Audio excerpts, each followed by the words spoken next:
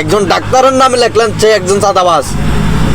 Hello WhatsApp guys, আসসালামু আলাইকুম ওয়া রাহমাতুল্লাহি ওয়া বারাকাতুহু। আমি মোহাম্মদ আলমগীর হোসেন আপনাদেরকে দেখানোর চেষ্টা করতেছি একজন আওয়ামী লীগের দোসর কিভাবে হয় সমন্বয়ক।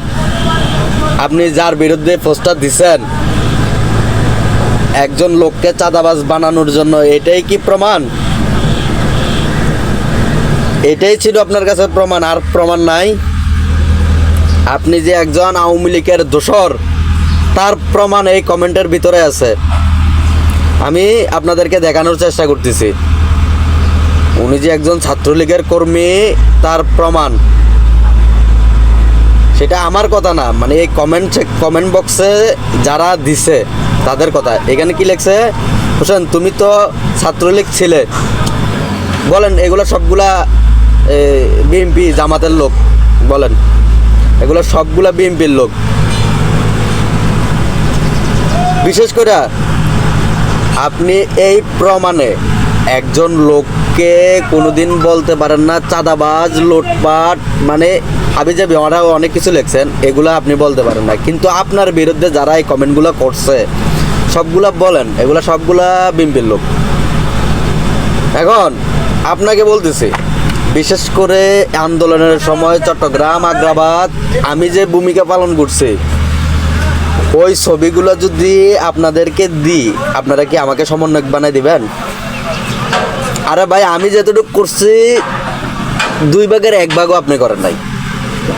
আপনি না কইরা নিজেকে সমন্বয়ক দাবি করতেছেন।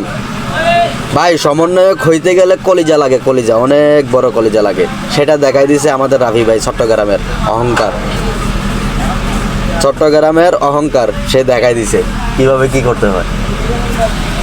তাইলে এখন আপনি একটা ছাত্রলীগের কর্মী হইয়া কিভাবে একটা মানুষের বিরুদ্ধে চাঁদাবাজ, লুটপাট সে এগুলা লেখলেন?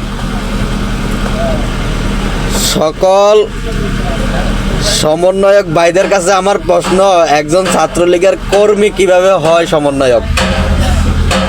সেটা আপনাদের কাছে আমার প্রশ্ন। আর আপনার চাচার বিরুদ্ধে কি লেখছে অবশ্যই এগুলো আপনি দেখছেন। আর বাড়তি কিছু বলবো না। ওনার সাথে আপনার সাথে যদি পারিবারিক কোনো সমস্যা থাকে এটা আপনারা বৈশা একসাথে সমাধা করেন। না হয় এই ঘটনার এই যে পোস্টটা দিচ্ছেন এটার তীব্র নিন্দা ও প্রতিবাদ জানাই আমি নিজ থেকে জানাই, আমি আর কাউকে লাগবে না। আরে ভাই, আমি বিশেষ করে আমি এখনো পর্যন্ত অন্যায়ের কাছে মাথা নত করি নাই। আমার মতো কষ্ট কেউ করে নাই, আমি অন্যায়ের কাছে মাথা নত করি নাই। কিন্তু আপনি যে লেখাটা লিখছেন, আপনি একজন সাপ মারার ছেলে হইয়া কিভাবে এই লেখাটা লিখলেন ভাই? গত 16 বছর আমরা দেখছি আপনারা কিভাবে মানুষের উপরে অত্যাচার করছেন, আমরা এগুলা দেখছি। আমরা চোখ আছিল তাকাইছিলাম, কান ছিল শুনেছিলাম। আপনারা কি অত্যাচার করছেন সেটা আমরা জানি। আর আপনি একজন লোকের নামে, একজন ডাক্তারের নামে লিখলেন সে একজন চাঁদাবাজ। আপনি কি আল্লাহর ওলি? আপনার বাপ চাচারা কি আল্লাহর ফেরেশতা?